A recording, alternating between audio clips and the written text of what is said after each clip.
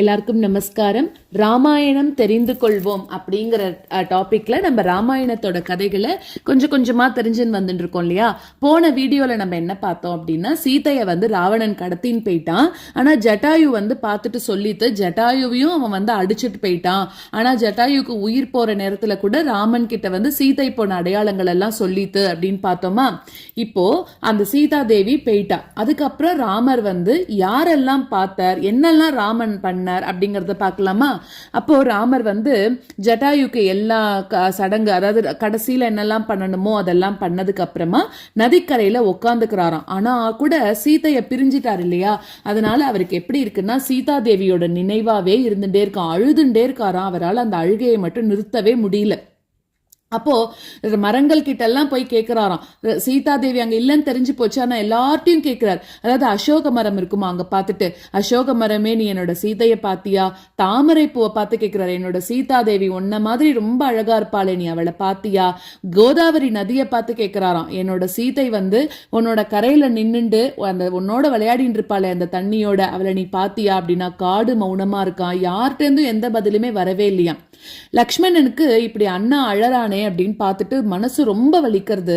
ஆனா லக்ஷ்மணன் இங்க ரொம்ப அழாம இருக்கானோ. ஏன்னா நான் தைரியமா இருந்தாதான் அண்ணாக்கு நான் தைரியம் சொல்ல முடியும் அப்படின்னு மனசுல நினைச்சுட்டு ரொம்ப மனசு ஸ்ட்ராங்கா வச்சுருக்கானோ.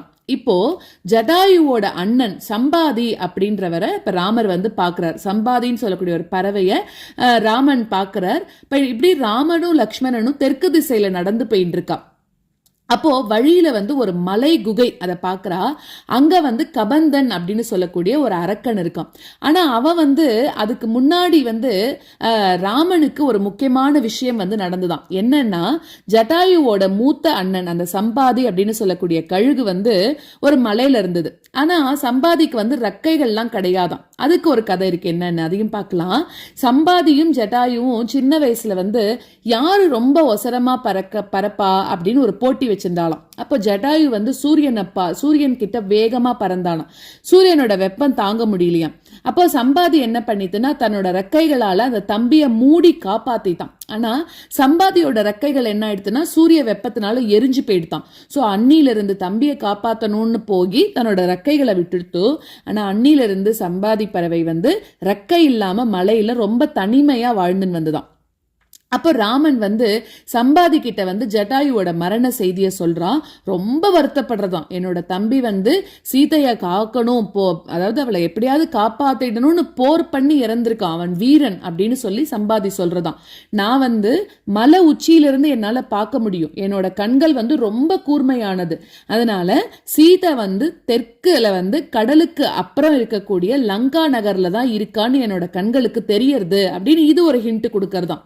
அப்போ ராமருக்கு முதல் திசை தெரியறது. அடுத்ததாக கபந்தனை சந்திக்கிறார். கபந்தன் யாருன்னா ஒரு தலையில்லாத அரக்கன். அப்போ ராமனும் லக்ஷ்மணனும் காட்டுல நடந்துட்டே இருக்கா. திடீர்னு என்ன ஆகுறதுன்னா நிலமெல்லாம் அப்படியே அந்த அர்த்தெல்லாம் நடுங்கிறதான்.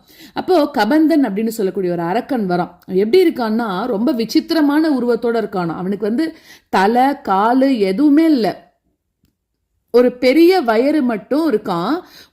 ஒரு பெரிய வயிறு இருக்கு, பெரிய பெரிய கைகள் இருக்கு. அது எப்படி இருக்குன்னா ரொம்ப பெருசா அந்த கை, வயத்திலேயே வாயும் இருந்துதான், வயத்துல கண்ணு இருந்துதான். ஸோ அந்த மாதிரி ரொம்ப பெரிய கைகளால மரங்களை, மிருகங்களை, அப்புறம் யாரையாவது பிடிச்சு வாயில போட்டுட்டே இருக்கானோ. ராமனும் லக்ஷ்மணனும் இப்ப இவன் கண்ணுக்கு முன்னாடி தெரிஞ்சிடவே கபந்தன் ரெண்டு கையும் இவாளை பிடிக்கணும்னு நீட்டுறான். ரெண்டு பேரையும் ஒரே நேரத்துல பிடிச்சிடுறானாம். அப்ப ராமனும் லக்ஷ்மணனும் போராடுறா. ஆனா அவன் விடறதுக்கு மறுக்கிறானாம். அப்ப ராமர் என்ன சொல்றார், லக்ஷ்மணா இந்த கைகளை நம்ம வெட்டிடலாம். ரெண்டு பேரும் வாளால கபந்தனோட அந்த ரெண்டு கைகளையும் வெட்டிட்டா கபந்தனும் கீழே விழுந்துடுறான். அடுத்ததாக இப்ப கபந்தன்னா யாரு, அவன் யாராவது இருந்திருப்பான் இல்லையா. சோ அவனுக்கு ஒரு சாப விமோச்சனம் எப்படி கிடைச்சிருக்கு அப்படின்னா, அந்த கபந்தன் அப்படின்னு சொல்றவன் கீழே விழுந்து ஒரு அழகான தேவனோட வடிவத்தை எடுத்துட்டானான். ராமனுக்கு ஒரே ஆச்சரியமா. அப்ப அவன் சொல்றான், ராமா நான் விஸ்வாவசுன்னு சொல்லக்கூடிய ஒரு கந்தர்வன், நான் ரொம்ப அழகானவன், என்னோட அழகுல எனக்கு ரொம்ப கர்வம் இருந்தது. அதனால நான் என்ன பண்ணேன், ஒரு முனிவரை ரொம்ப கேலி பண்ணேன். நான் அவர் என்ன பண்ணிட்டாருன்னா கோபம் அடைஞ்சு எனக்கு சாபம் கொடுத்துட்டார். இந்த அழகான உருவம் உன்னை விட்டு போகட்டும், நீ கபந்தனாகு அப்படின்னு சொல்லி சாபம் கொடுத்துட்டாராம்.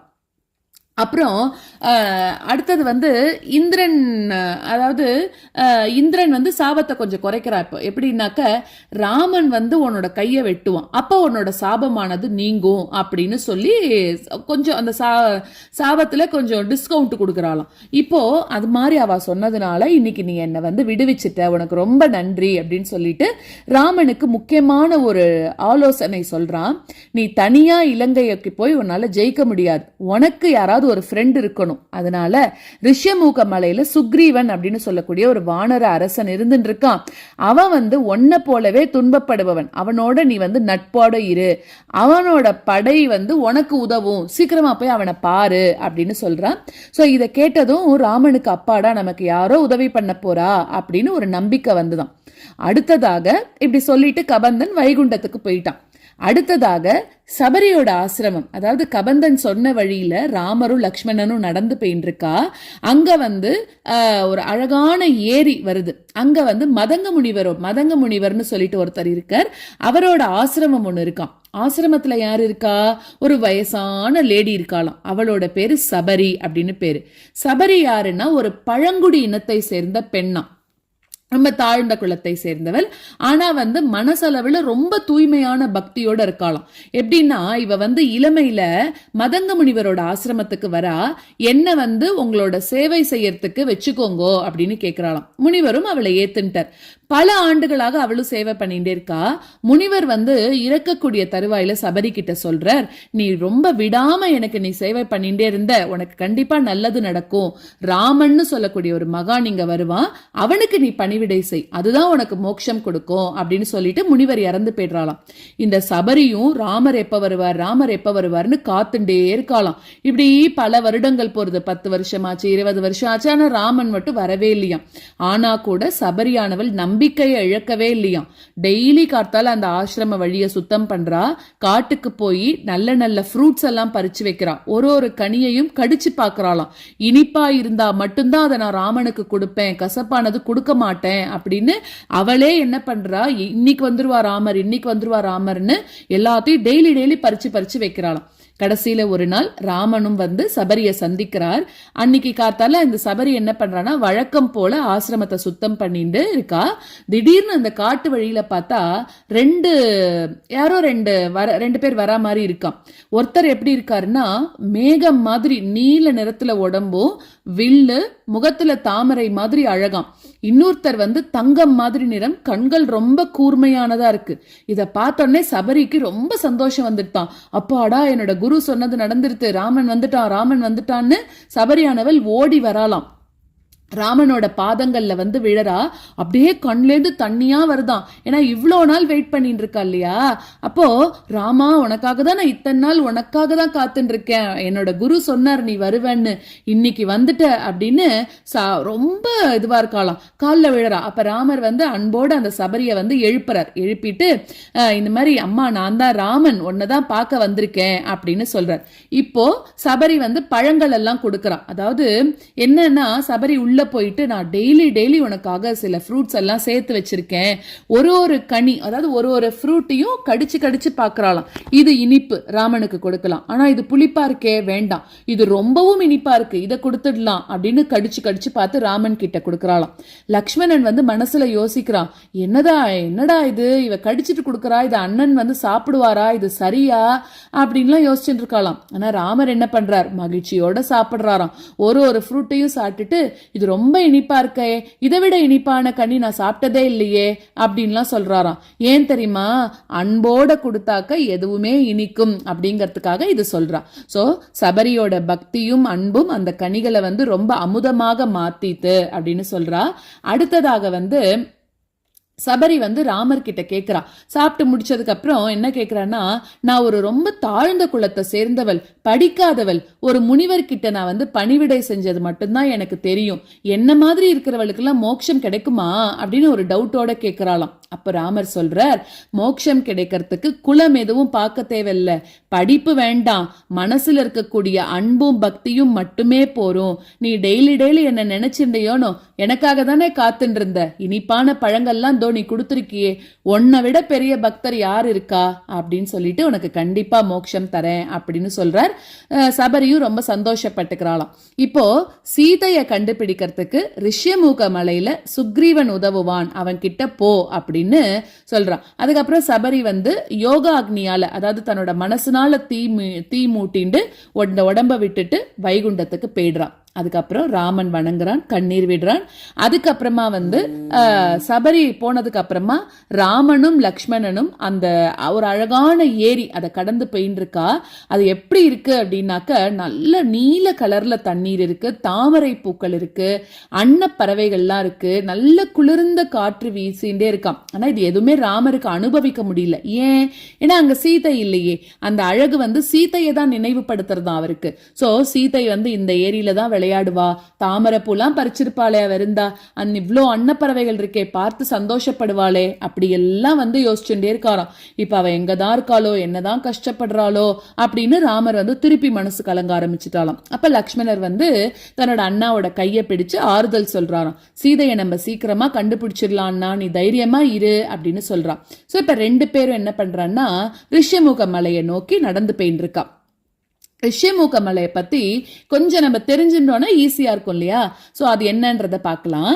சுக்ரீவன் கிஷ்கிந்தையோட இளவரசனாம், வாலியோட தம்பி. இப்ப வாலி என்ன பண்ணா, ஒரு நாள் துந்துபி அப்படின்னு சொல்லக்கூடிய ஒரு அரக்கன் வாலிய சவால் விடுறான். வாலி என்ன பண்றான்னா அவனை துரத்தி ஒரு குகைக்குள்ள போறான். அப்போ நான் உள்ள போறேன், நீ வெளியிலேயே காத்துன்று அப்படின்னு சுக்ரீவன் கிட்ட சொல்றானோ. சுக்ரீவனும் காத்துட்டு இருக்கான். 1 மாசம் ஆச்சு, 2 மாசம் ஆச்சு, குகையில இருந்து ரத்தம் வெளியில வருதான், அலறல் குரல் கேட்கறதாம். அப்போ சுக்ரீவன் நினைக்கிறான், இந்த மாதிரி அண்ணன் இறந்துட்டான் அப்படின்னு. குகை வாசலை ஒரு பாறையால மூடிட்டானாம்.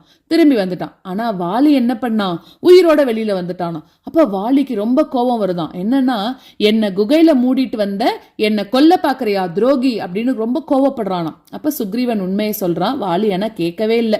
வாலி சுக்ரீவனை கிஷ்கிந்தால இருந்து நீ போ அப்படின்னு விரட்டிட்டானாம். அவனோட மனைவி, அதாவது ருமைன்னு பேரு, அவளையும் எடுத்துட்டானாம். அப்ப சுக்ரீவன் ரிஷ்யமுக மலையில தஞ்சமா இருந்துட்டான். ஏன் அப்படின்னா, வாலியால இந்த மலையில நுழைய முடியாது. ஏன்னா அவனுக்கு ஒரு முனிவரோட சாபம் இருக்கான்.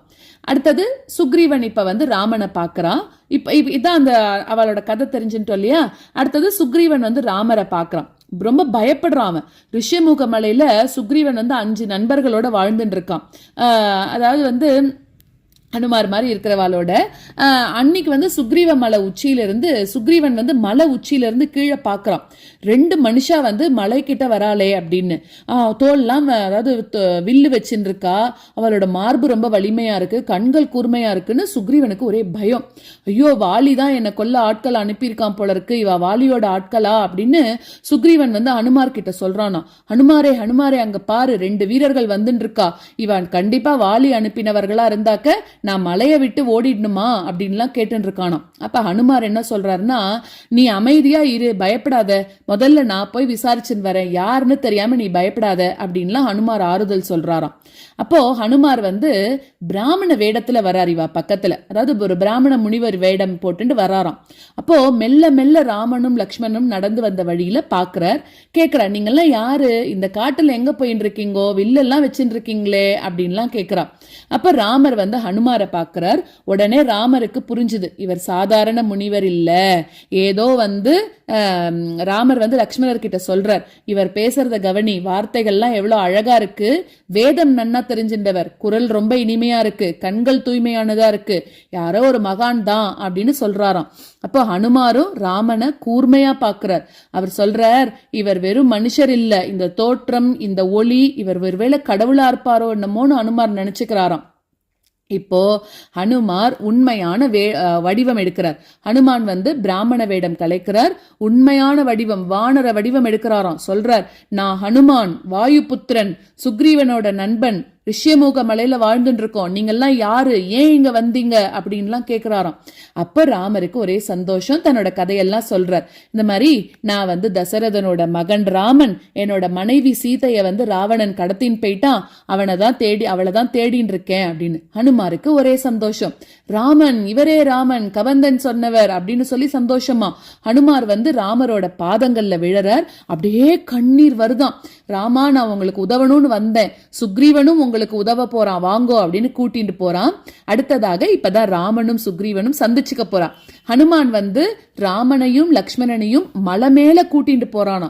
சுக்ரீவன் தூரத்துல இருந்து பாக்குறான், தயங்குறானா, யாருடா ஹனுமார் போய் பார்த்துன்னு வரேன்னு போனார், ஆனா இவாளோட கூட வராரே அப்படின்னு.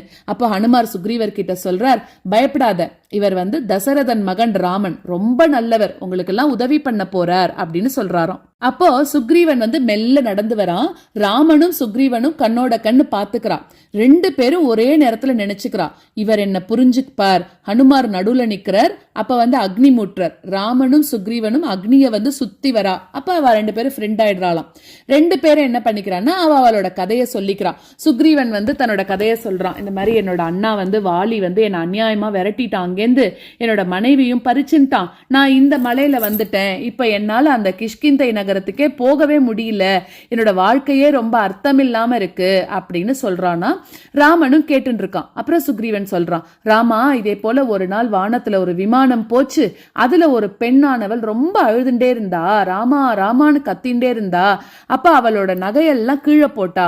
சுக்ரீவன் உடனே என்ன பண்ணானா, உள்ள ஓடி போய் துணியை கொண்டு வந்தானா. ஏன்னா முன்னாடி சீதா தேவி போடும்போது அங்க இருந்த குரங்குகள்லாம் வந்து அந்த நகை எடுத்துட்டது இல்லையா, சோ அந்த நகையெல்லாம் பத்திரமா வச்சுட்டு இருக்கான். பார்த்துட்டு இந்த நகையெல்லாம் அவளோடதா அப்படின்னு கேட்கிறான். ராமன் இப்ப அந்த நகையெல்லாம் கையில எடுக்கிறான். ஆனா சீதாதேவியோட ஞாபகத்திலே இருக்கான்ல, அப்படியே அழறான், கண்ணீர் வழியேறுதான் அப்படியே ராமருக்கு. ஆமா ஆமா, இது சீதாதேவியோட நகைகள் தான் அப்படின்னு சொல்றான். லக்ஷ்மணனாலையும் அழுகையை தாங்க முடியலையா, ஓன்னு அழறா ரெண்டு பேரும். அப்போ சுக்ரீவன் ராமன் கிட்ட சொல்றான், ராமா, நீ கவலைப்படாத, நான் சீதையை தேடுறதுக்கு படைய அனுப்புறேன், நீ என் அண்ணா கிட்ட இருந்து என்னை காப்பாத்து, ரெண்டும் ஒரே நேரத்துல நடக்கட்டும் அப்படின்னு சொல்றான். அப்ப ராமன் சுக்ரீவன் கிட்ட சொல்றான், சுக்ரீவா, இதை பாரு, இனிமே நம்ம ரெண்டு பேரும் ஃப்ரெண்ட் ஆயிட்டோம், உன்னோட துன்பம் என்னோட துன்பம், அதனால நம்ம ரெண்டு பேரும் ஒரே நிலையில தான் இருக்கோம், ரெண்டு பேரும் அன்பானவர்களை இழந்துட்டோம், நான் வந்து வாலிய வதம் பண்றேன், நீ சீதையை தேடுறதுக்கு உதவு அப்படின்னு சொல்றான். அப்ப சுக்ரீவன் ரொம்ப கண்ணீரோட கூட ஒப்புக்கிறான், அதாவது அக்செப்ட் பண்ணிக்கிறான். ஹனுமாரும் மகிழ்ந்து போயிட்டானா. சோ அதனால ஹனுமார் என்ன நினைக்கிறாருன்னா, இந்த நட்பானது இந்த உலகத்தையே மாத்த போறது அப்படின்னு ஹனுமார் வந்து நினைச்சு அப்படின்னு சொல்றான். சோ இதுல இருந்து நம்ம என்ன கத்துக்கிறோம் அப்படின்னா, துன்பத்திலையும் தைரியம் வேணும். அதாவது ராமன் வந்து சீதையை இழந்தும் கூட தளர்ந்து போயிடாம தேடிண்டே இருக்காரு பாத்தீங்களா, அது ஒண்ணு. அதே மாதிரி நம்பிக்கை, எல்லாத்துக்குமே நம்மளுக்கு நம்பிக்கை வேணும். எப்படி சபரி வந்து எவ்வளோ இயர்ஸா காத்துன்னு இருந்தா, ஆனா 10 இயர்ஸ் இல்ல 20 இயர்ஸ் இல்ல, எவ்வளவோ இயர்ஸ் காத்துனதுக்கு அப்புறம் தானே ராமனை பார்த்தா, அது ஒண்ணு. அதே மாதிரி அன்பா இருக்கணும் எல்லார்கிட்டயுமே. சபரி வந்து எச்ச பண்ணிட்டு அந்த பழத்தை கொடுத்தா, ஆனாலும் அதை ராமன் சாப்பிட்டாரு இல்லையா. சோ அன்பை தான் நம்ம பார்க்கணும் அந்த இடத்துல. அதே மாதிரி எப்பவுமே நம்மளுக்கு ஒரு ஃப்ரெண்டு வேணும். நம்மளால தனியா எந்த காரியமும் பண்ண முடியாது, ஒரு ஃப்ரெண்டு இருந்தா அப்படின்னாக்க கண்டிப்பா நம்மளால அதை பண்ண முடியும் அப்படின்னு சொல்றா. சோ சீதை கடத்தப்பட்டதிலிருந்து சுக்ரீவனோட நட்பு வரைக்கும் எல்லாத்தையும் நம்ம இன்னைக்கு பார்த்தோமா. சோ அடுத்த வீடியோல இவ ரெண்டு பேரும் போறாளா, சீதைய பாக்குறாளா அப்படிங்கறத அடுத்த வீடியோல நம்ம பார்க்கலாம்.